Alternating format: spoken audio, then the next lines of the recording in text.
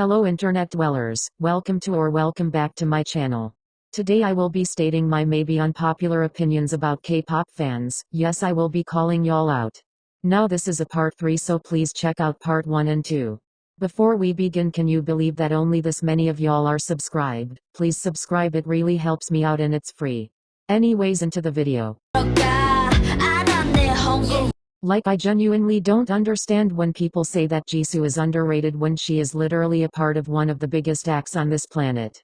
Explain to me how in the world I.dle with no acting experiences drama becomes one of the biggest dramas of the year if that I.dle is considered underrated. And no, the reason is not cause of the plot, because tons of dramas similar to that didn't do as well.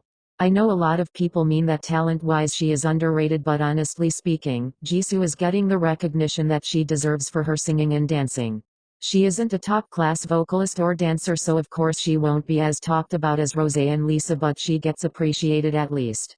In conclusion, know that I.dle from an extremely popular group is not underrated, especially when there is groups whose videos doesn't even hit 10,000 views and album sales don't pass 500 to 1,000. PS.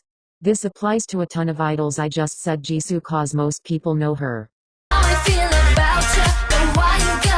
Even Korean beauty standard doesn't matter because we all perceive beauty differently, and I can assure you that the whole nation of Korea isn't thinking the same way either.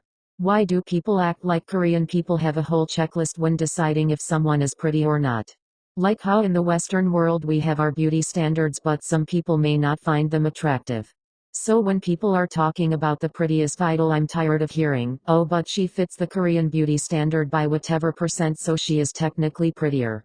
Also, beauty shouldn't be a competition where women are ranked. It's just so objectifying and weird, but it's been so normalized in the K-pop community.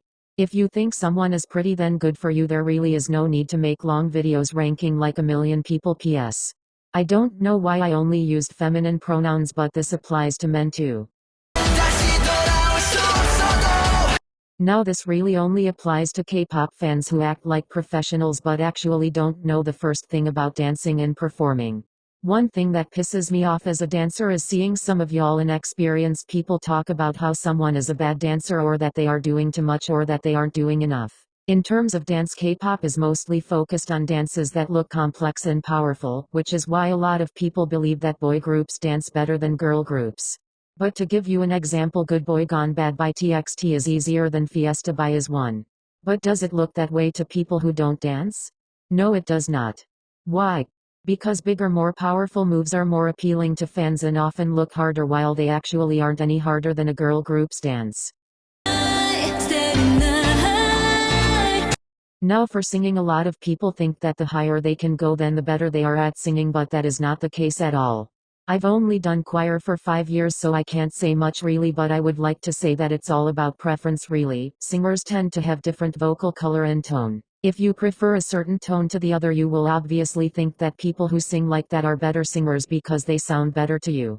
I know that technique is a big thing too, but let's be for real, 75% of y'all don't know a thing about singing technique, so let's leave this to the professionals to debate.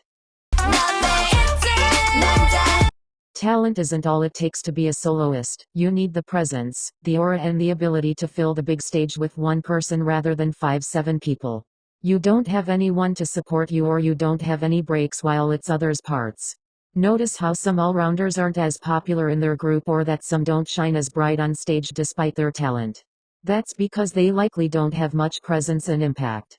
Someone who I think is perfect for solo would be Jang. Now she isn't the best vocalist or dancer, but I do have to admit that she has a strong presence and aura that makes people look at her, whether for good or bad reasons. People are always interested in what she does because she is just that powerful. Well, that's it for today, everyone. If you are still here, please like, subscribe, and share your thoughts in the comments. Please remember that these are my personal opinions, so feel free to disagree. Just be respectful to other people. Hateful speech is not tolerated on this channel. Check out my other content, please. I will be trying to maintain a weekly upload schedule. Until next time, Zilky out.